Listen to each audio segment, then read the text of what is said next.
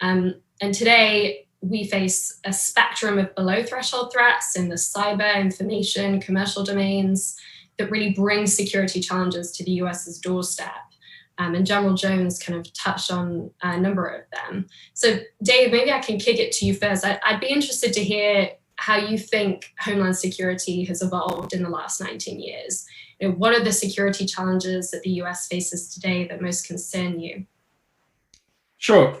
I mean, in terms of how it's evolved, I think given the threats that we're currently facing and how difficult they are to predict, I think evolved might be generous.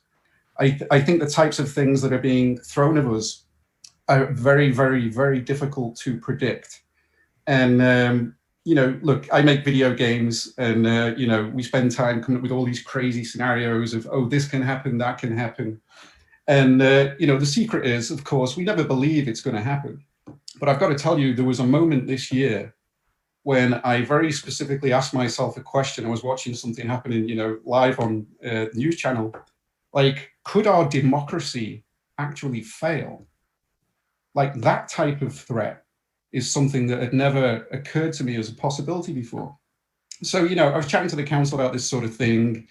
And I watched this documentary called The Unknown Known, which I think was Donald Rumsfeld's answer to the fog of war. You know, it was a very interesting documentary. I'm not sure I agreed with everything in there, but one thing he highlighted Pearl Harbor as a failure of imagination. And I think you guys actually included in the blurb for this event that, you know, the 9/11 Commission said the greatest failure for 9/11 was a failure of imagination. So I asked myself, you know, well, since 9/11, what's been the next failure of imagination? And I think there's a case to be made that, you know, the ramifications, basically in 2016, the ramifications of electing a president who just refuses to play by the established rules of democracy, you know, and what could possibly happen as a result of that is another failure of imagination, and perhaps the greatest one so far. You know, we're in 2020.